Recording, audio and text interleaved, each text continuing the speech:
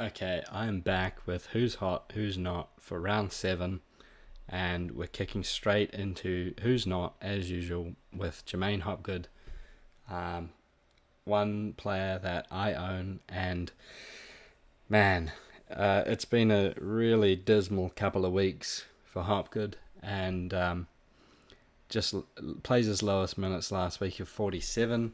That was 47 minutes straight, and then came off and just didn't return. And it's really tough to tell whether that's because the game was gone and Riles didn't want to put him back on, or if that's just going to be his role now, where he's going to be this 40 to 45 to 55 minute guy. And yeah, it's really not looking good. And I think he is one that potentially can be sold, but I just have this feeling that I just want to hold him, because surely it can't be true. Like, I just find it so hard to believe. I feel like I'm being biased because I'm an owner, but he's so good when he's good, and you just leave him out there and he's a machine. He tackles, he carries the ball and throws the offloads, creates attacking opportunities for the team, but it's just not happening for the Eels right now. They just got another 50 points put on them. They're playing the Tigers this week, and then they've got a bye. So you could just have it where Hopgood comes out and gets another 40, loses another 30k, and then you've got, a 650k red dot next week. And yeah, it's just tough. I think I'm going to be selling him this week, so I'd probably recommend doing that. But it just feels like we're going to see one game from him where he plays 60 minutes, and then he's going to be 650k, and everyone's going to be wanting to buy him again. So it's just really tough. It feels kind of like the Kalen Ponga situation, where Kalen Ponga is almost in the buy zone, really. It's the same for Hopgood. It's just the reason that we would be selling is because his role has changed from what you were expecting, which would have been a 60 to 65 minute lock role, where now he's playing 20 minutes at hooker, followed by 30 to 35 minutes at lock, and it's just not enough for being priced at 51. It's not enough, and yeah, I think he does need to be sold. Unfortunately, Lachlan Galvin, yeah, I was just listening to an interview with Benji Marshall, talking about how the decision was best for the team for Galvin not to be playing this week, so he can go and play reserve grade, play 80 minutes, sort out whatever he's got to sort out, but that he will be available for selection next week, or do what he needs to do to be available. And that really stuck with me, just thinking, is he actually going to be, is there any chance of him being picked next week? And it's all up in the air. And if you are an owner, you could potentially hold him 1 week just to see where the dust settles, because I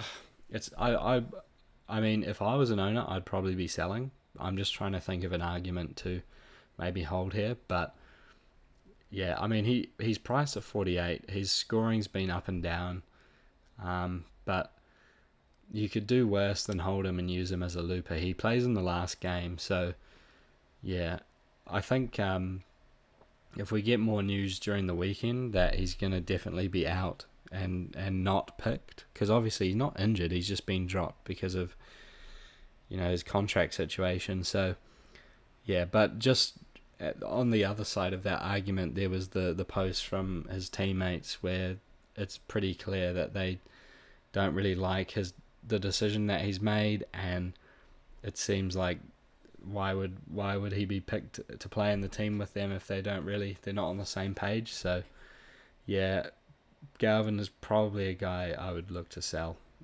I've probably come to that conclusion. Tom Gilbert, I think after last week, where he not only played on an edge, but he did not play the 80 minutes. So yeah, it's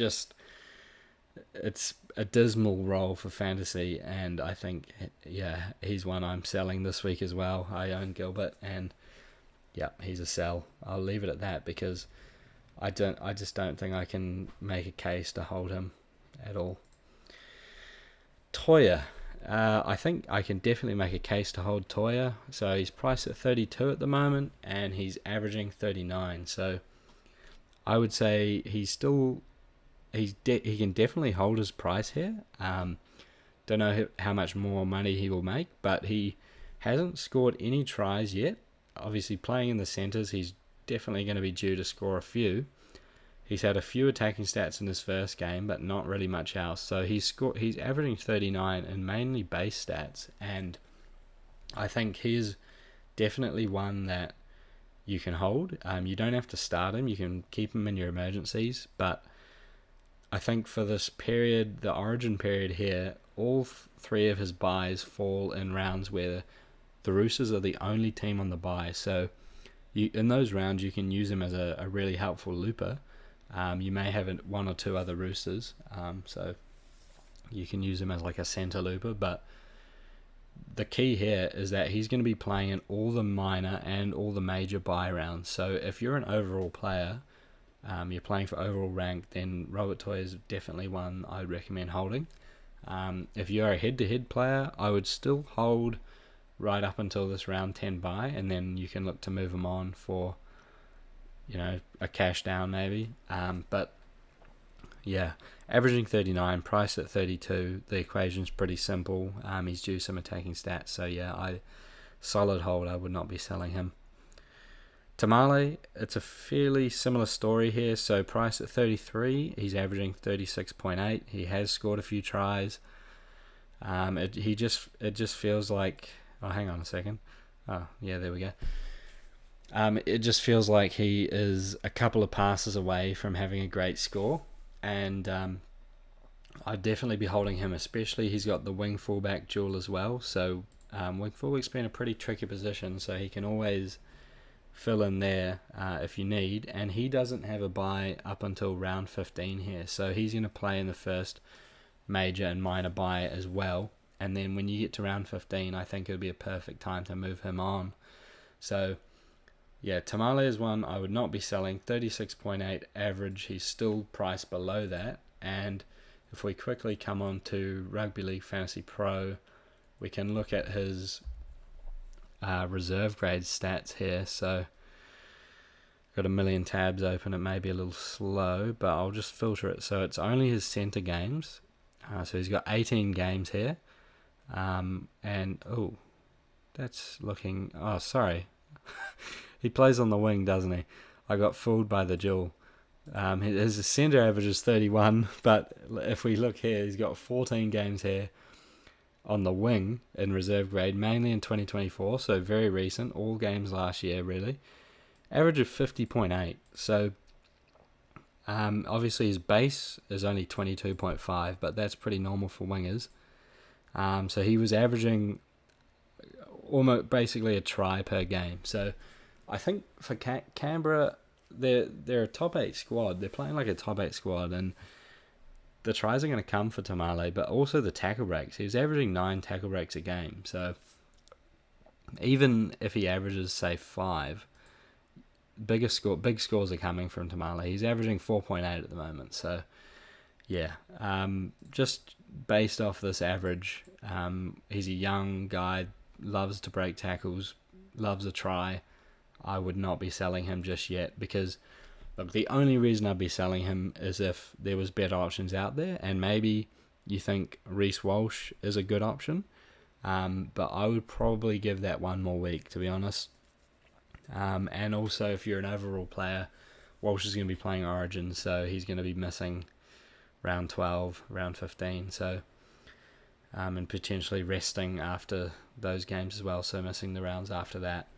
But if you're a head-to-head player, Tamale to Walsh, I think I'd wait one more week before doing that, because yeah, Walsh has a better scoring history, but at the moment we're just not seeing it, and I don't know if it's worth the trade at this moment in time.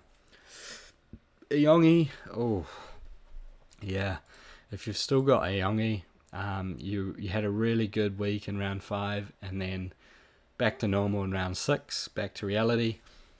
5 missed tackles here. Canberra just tore them to shreds. I didn't actually catch the second half of the game. Was too upset about Hopgood, really, so I didn't watch it. But yeah, Yongi, I think he can safely be sold. But the fact that Mitch Moses is back, they are playing the Tigers, who, they're not the best team. They've just had a whole lot of controversy happen with Galvin. They could be attacking stats up for grabs, and Iongi showed when he gets attacking stats, he's going to score really well. So I'd say if you've held him this long, I think you could hold him one more week, and then going into the bye, you can look to use him as a looper. But yeah, honestly, he can be sold if you need to use him to facilitate other moves. But I think at this point, people were talking about buying him back in last week, and yeah, I think if you've held him this long, you want to see how he goes with Moses. You want to see if the Eels can actually improve, how he goes in a stronger Eels team, and I'd probably hold on to him. But in terms of starting him, man, I don't know. I'd probably try and loop if I can. Gashevsky, he's out for 8 to 10 weeks with a broken arm, I believe, so he is an easy sell. Zach Lomax, he is out for at least another month, so he is also a sell. Jamie Humphreys out for another month, he is also a sell. Sandon Smith is a guy that you can definitely sell. Priced at 31, he's averaging 37, but that is scoring 3 tries. Coming into Penrith as well. Honestly, Penrith have to be so desperate for a win right now. But look, Sandon Smith's probably going to be averaging about 34, 33. Because he's not his try. I don't think he's going to be averaging a try every second game. So his money making is almost done. Comparing him to Robert Toya, what I said about Toya, Sandon could be one you sort of hold through this period as well. But then again, there's only a certain amount of Roosters you're going to want, and I think Toya averaging a little bit more without tries. If I had to choose between Sandon and Toya, I'd definitely be holding Toya over Sandon. You don't want too many Roosters there, because you could get caught out on these singular rounds just with having too many on the bye and a couple of injuries. But yeah, Sandon is a guy that I'm not confident playing in my starting side either. So yeah, I potentially might hold him a couple more weeks, just waiting for a better option, a better buy option. But yeah, he's also one I'm considering selling this week as well. So yeah, we've gone over my 3 trade outs probably. So we've got Hopgood, Gilbert, and Sandon Smith coming out of my team most likely. But I'll just have to see how the week pans out. The Thursday night game is Dragons versus Manly, so I don't actually have to make any decisions tonight. It's going to just be see how we go tomorrow. I mean, the Rabbitohs played the Bulldogs in the first game. I don't really have to decide anything there unless I look at buying Jacob Preston, but that's my own team anyway. But yeah, Sandon, easy sell if you need to, but definitely can be held for now.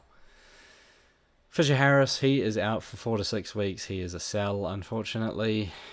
Jesse Arthurs is not injured, so he's playing. They got his HIA downgraded to Category 2, so he will line up against the Warriors. So he's far from an urgent sell.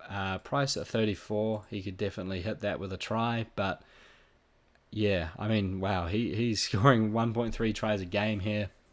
That's going to have to regress at some stage, but I think, coming up against the Warriors, he's a Kiwi. He's going to want to put it on for the Kiwi fans. He's probably got family coming to the game, stuff like that. So, yeah, I'd probably be happy to start him this week, but he's one I'd be looking to move on pretty soon, and I think a trade like Arthur's to Reece Walsh could be on the cards, depending on how things go.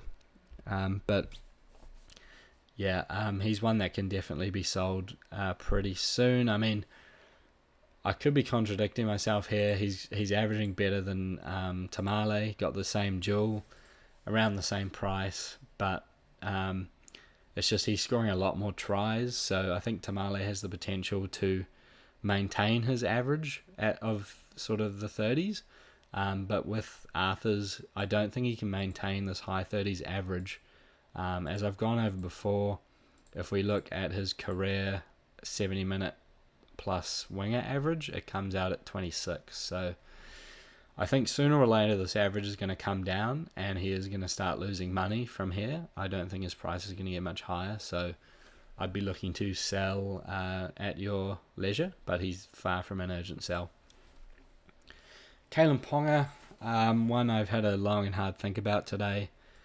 I think if he is the most, if he is the biggest issue in your team, then there is a case to sell him. His break-even's 86, so he's going to continue losing money, most likely. Especially coming up against the Sharks. They had no pushovers.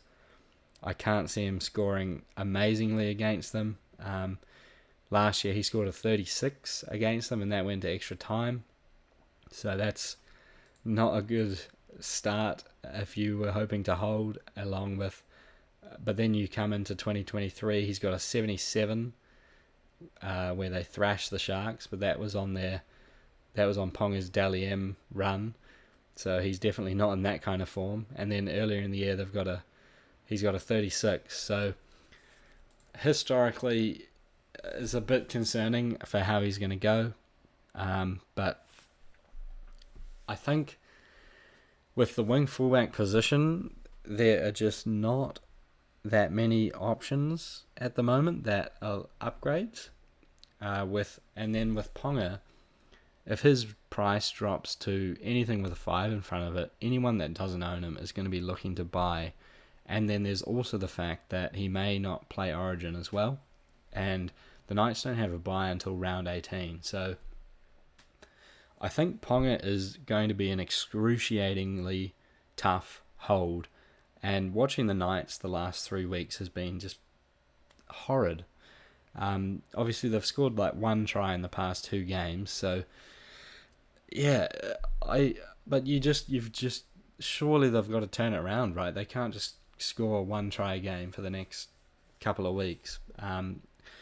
But yeah, Sharks, the Sharks have shown that they can concede tries, and I think sooner or later the Knights are going to have to come good.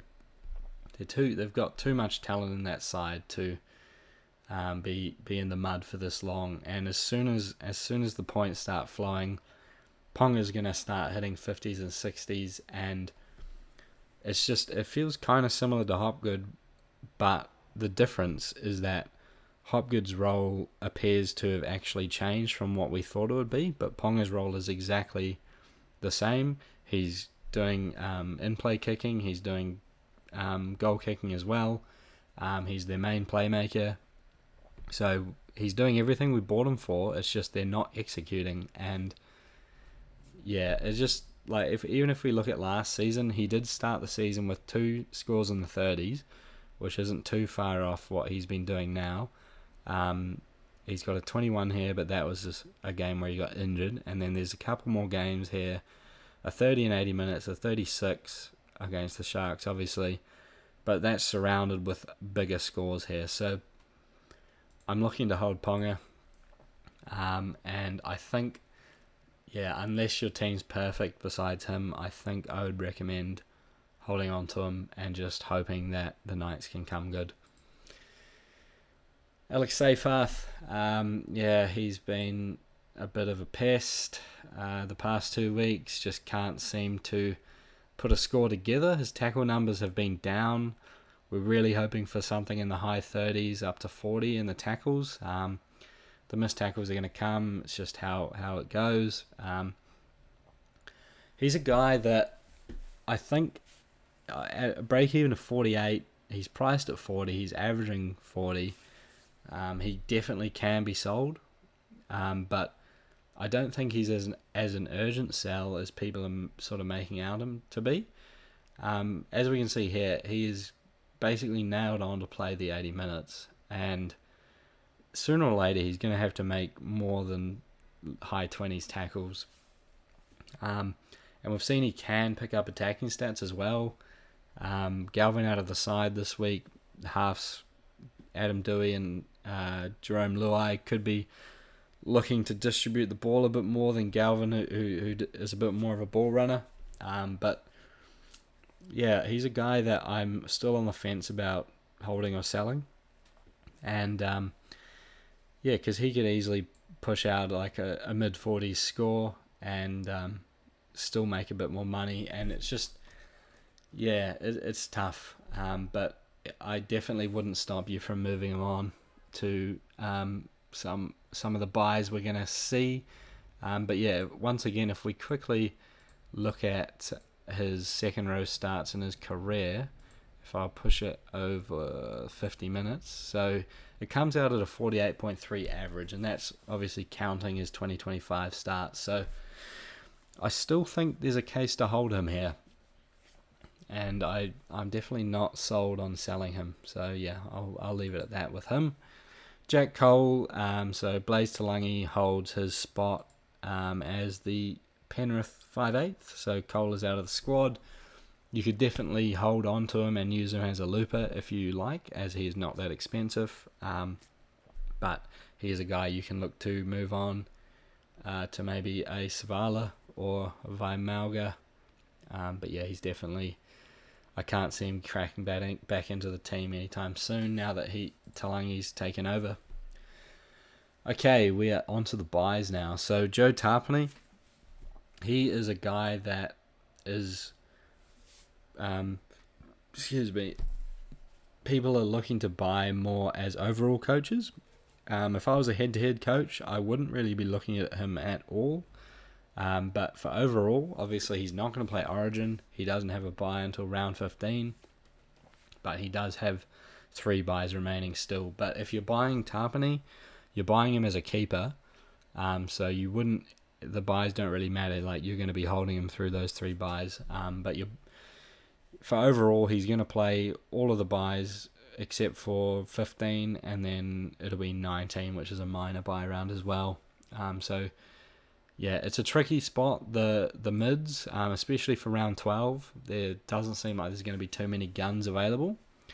But I just don't know if I like it with Tarpany. He's priced at 57 already. He's averaging 63.8. He has scored 2 tries. It does include a Simbin game as well. But if we look at, if we go over 50 minutes and below 70, so he's got a lot of starts here. It's not the greatest. Actually, we could come over here and do it to give us a better idea. So we just want to get his starts at prop between sort of 50 and 60 minutes. What's Tarpany, that's his name.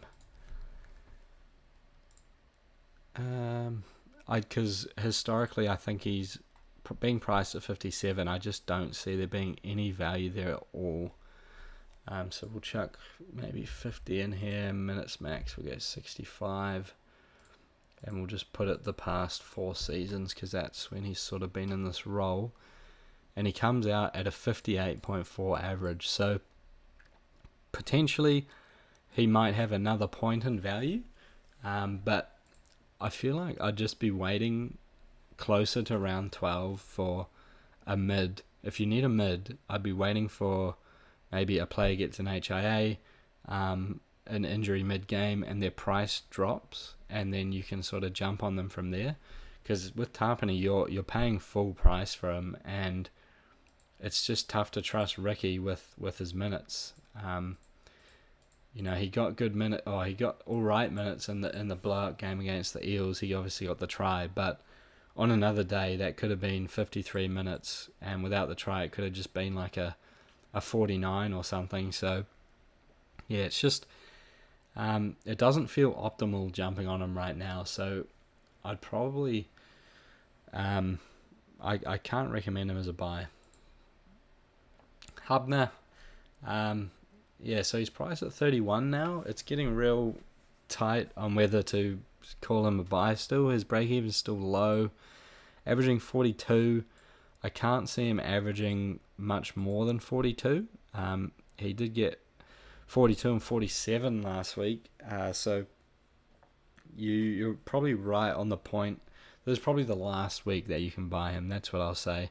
I probably said that last week, but yeah, his PPM is not going to be this good every week, I'd say. If he's going to be playing this like 45 to 50 minute role, I'd be looking at a high 30s average. So yeah, I think he's still a buy just, but I don't know if I'd be jumping on him this week.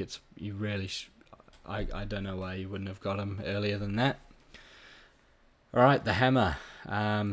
Top scorer last week, 91 with a hat-trick. That included 2 try-saving tackles as well, 2 turnover tackles there too. So he had a lot of stats here that are going to be sort of... You're not going to be able to replicate them week to week. And I think we kind of know what we're going to get with Hammer. It's just the easiest if we filter his games at fullback. And it comes out to 41.4. If we just look at last season, it's 45.2, and that was his best season. So even if you say, yeah, he's going to be averaging a bit more than 45, I just don't know if I can recommend him as a buy. So he will definitely be playing Origin, in my opinion, and then so that means he would miss round 12, 13, 15, 18 as well, and then potentially getting a rest, but he's probably one that doesn't need a rest after Origin. And priced at 45 already, it just doesn't feel like a guy I'd be looking to buy at the moment. It just feels a lot like point chasing, and the Dolphins are playing Melbourne this week, so there's another reason why I just would not be jumping into him. There's guys that are... if you're jumping on him at this price, you'd really want to be buying him as a keeper, and I just think he's a tier below that. I think someone like Scott Drinkwater, I'd be looking to jump on him next week if I needed a wing fullback. As he's got the goal kicking, he won't be playing Origin most likely, and yeah, I think someone like waiting around another week for Drinkwater is probably what I'd recommend, or maybe someone like Walsh, or waiting around for Ponga to drop in price. I just don't think jumping on Hammer at this point in time is the best idea. Halasima, he is starting this week for the Warriors with a few injuries and suspensions, but I think he will be back to the bench next week, as Rocco Berry should be back in the team. At centre, he's just out for a 1-week suspension, which should push Capewell back to the edge and Halasima back to the bench. And I think he'll still just be in this 30-minute role, scoring a lot of sort of like high 20s, low 30s, price at 24. I don't think there's enough value there to be jumping on him. And there's another Warriors edge that I think I'd prefer. Halasima could score well this week, which makes it kind of tempting, but going forward, I think he'll be back to the bench, and I don't think he's going to be someone you're going to want in your team.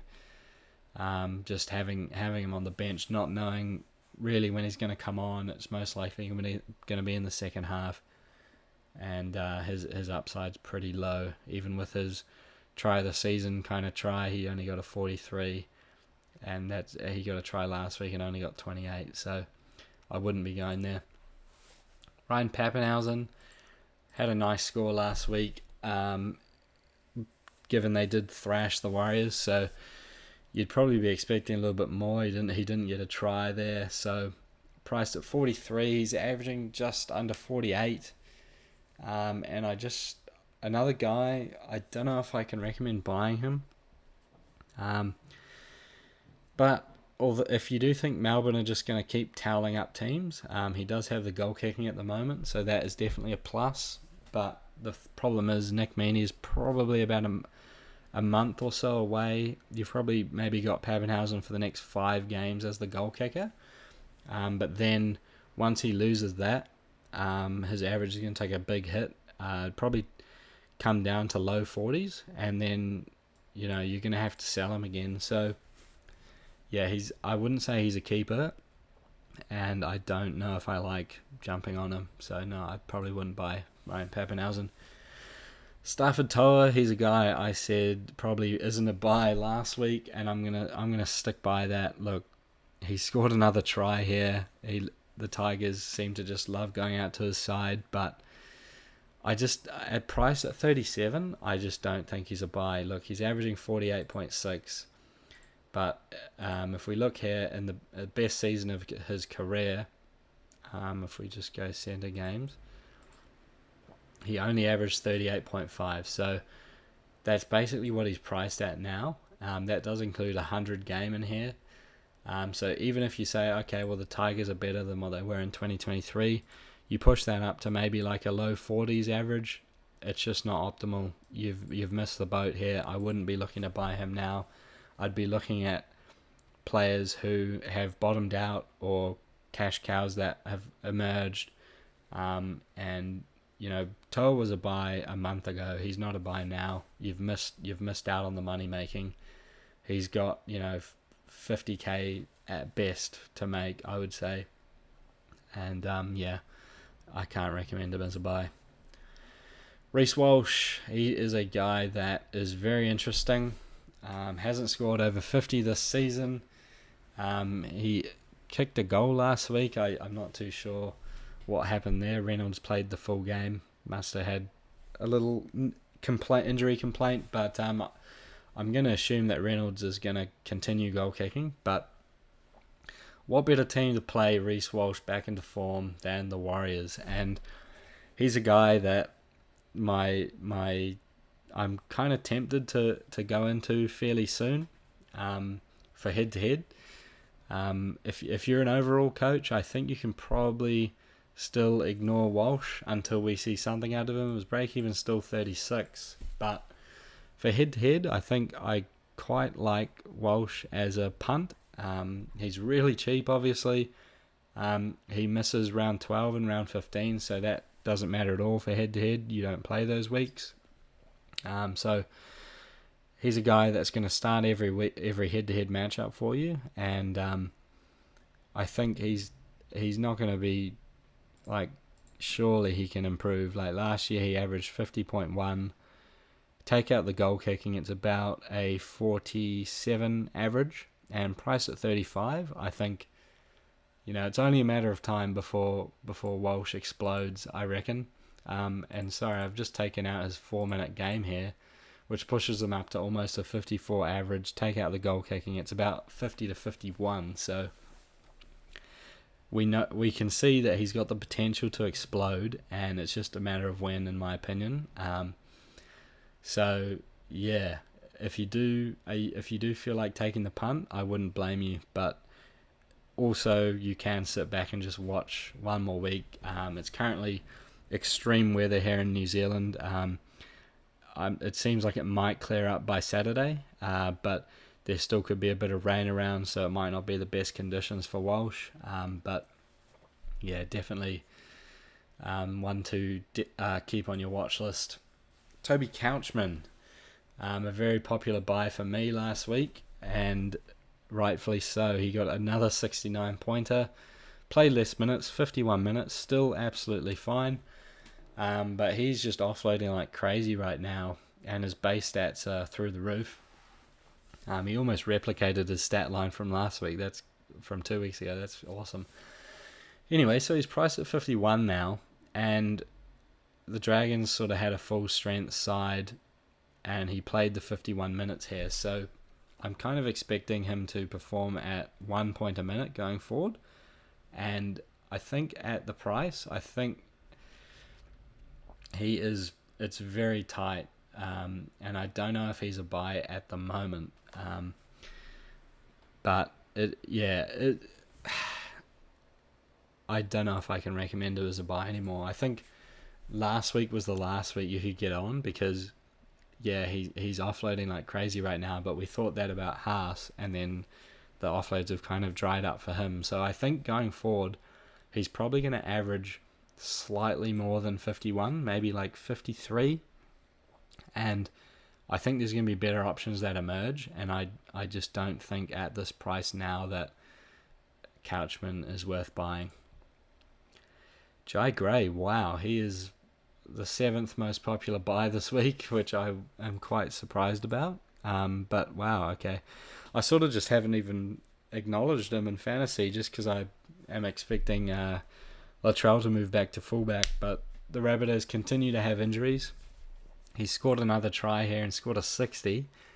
But I'm not going to recommend buying him either.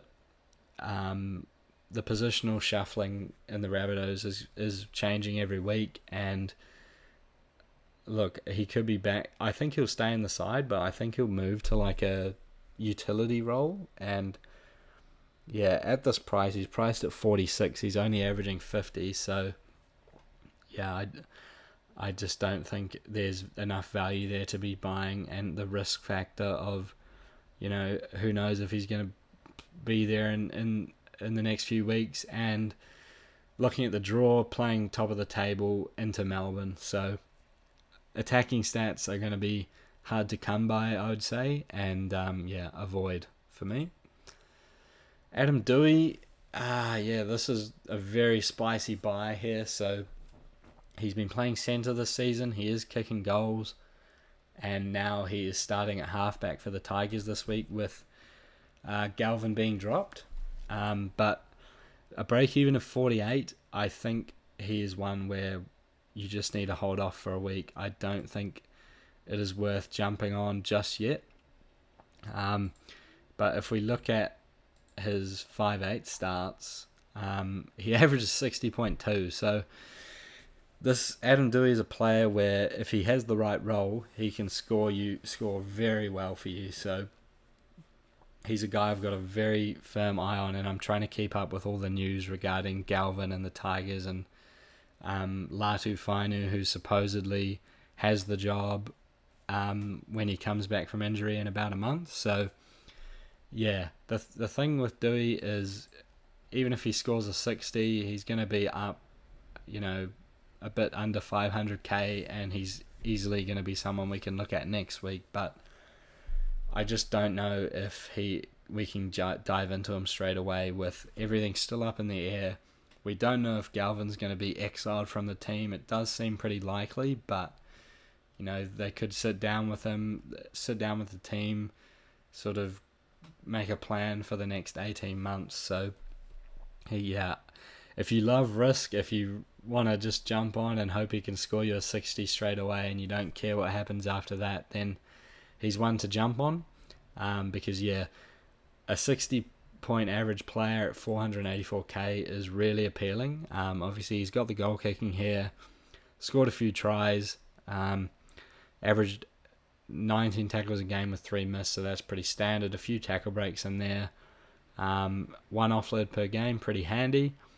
Run meters pretty standard, but the kick meters is pretty handy as well. It's just what you're seeing here is a whole lot of different stats coming together to make a 60 average. Like he's not great in any sort of one category, but he chips into all the different categories. It's sort of like Nathan Cleary, where he just scores in so many different ways.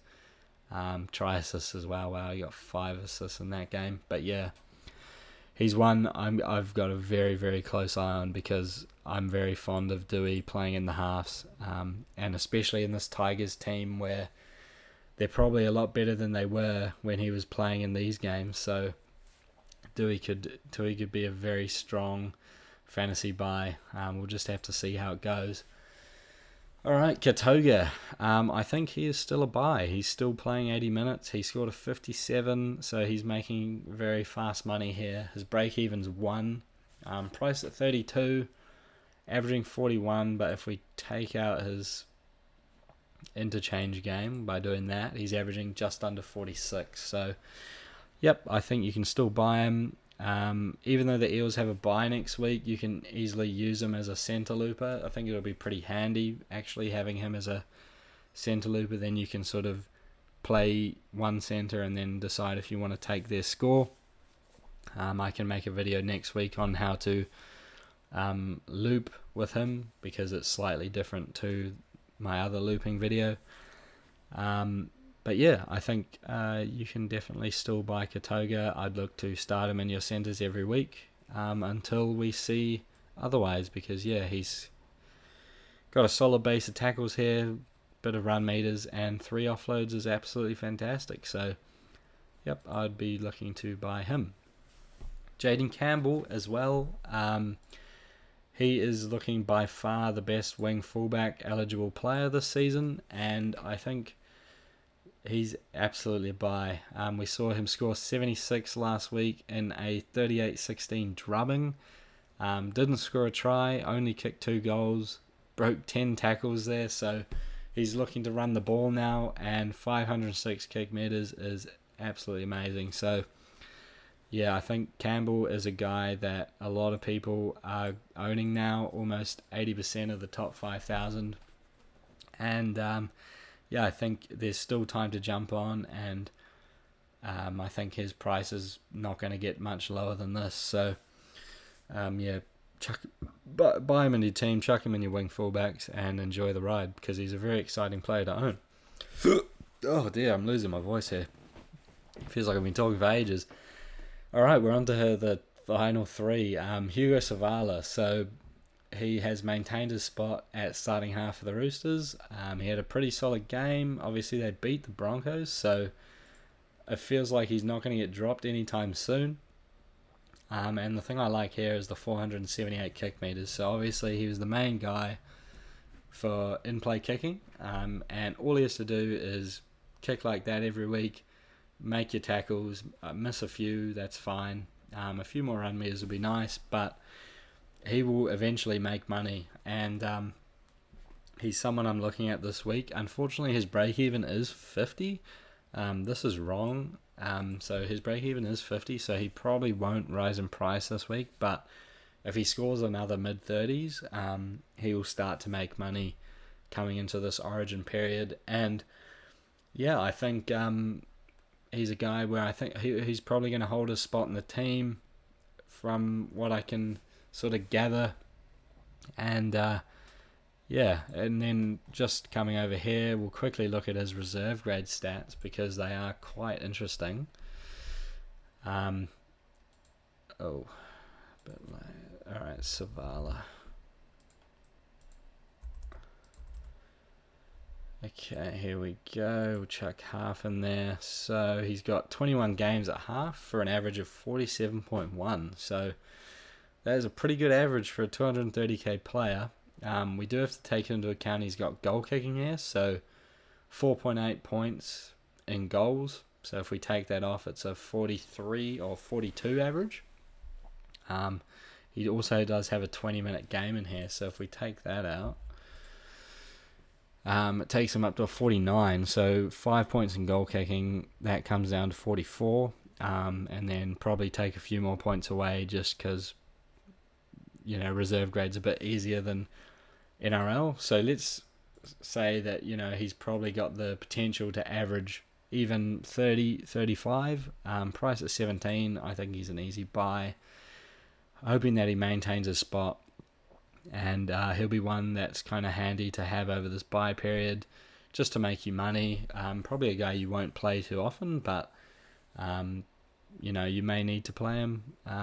You never know, and just depends on how many Roosters you have. I think if you've got Toya in there, you probably can get rid of Sandon soon, and then you've got Wong, White, and Tedesco, the other guys that you may have.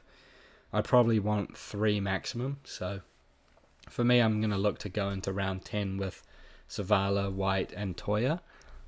So then they can cover me through the Origin rounds. So yeah, he's one you can either buy this week or wait a week and buy him next week. I think either is fine, just depending on... the only reason I'd get him this week is to facilitate other moves, which is why I'm getting him this week most likely, just to facilitate my other trades. But yeah, that's basically what it is. Dylan Egan, I think he is as close to a must-buy as you can get. He is back to the bench this week, but he had an extremely good performance last week, and I can see him getting decent minutes going forward. His break-even's -17, so yep, he's second in the buy list and very understandable. He's going to make you big money, fast money, and he's a player you can start in your starting 17 as well. So easy buy. And might as well, while we're here, look at his reserve grade stats just to back it up. Because, yeah, why not? So I've got over 45 minutes here.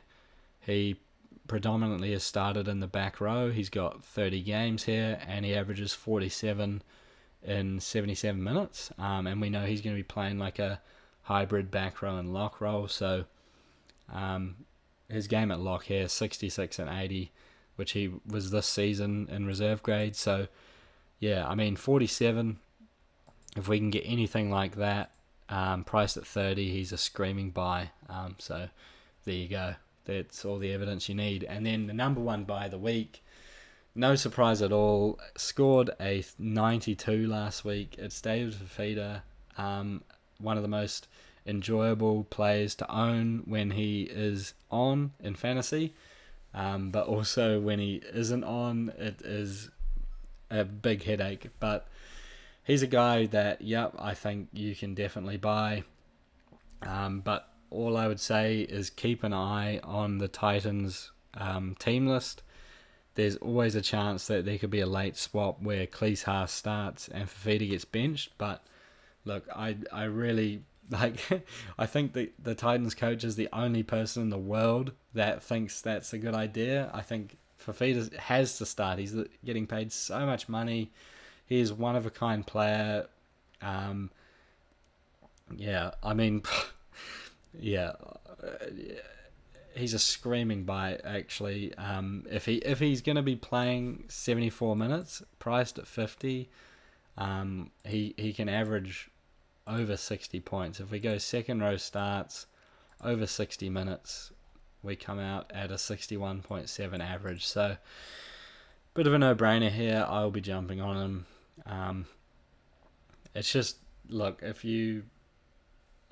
you're really worried about him possibly getting benched, then yeah, sure, I wouldn't go there. But it's just too scary not owning him when he's starting. Take it from me. There's been times in the past few seasons where I haven't owned him when he starts, and your head-to-head opponent does. It's not pretty, and you hide behind the couch for Titans games. And the promising thing here is that each week his minutes have increased, and so I recall he did have off-season surgery and probably a delayed pre-season. So the logic here is that maybe he has been building up his minutes, building up the match fitness, and now you look, he's playing upwards of 65 minutes.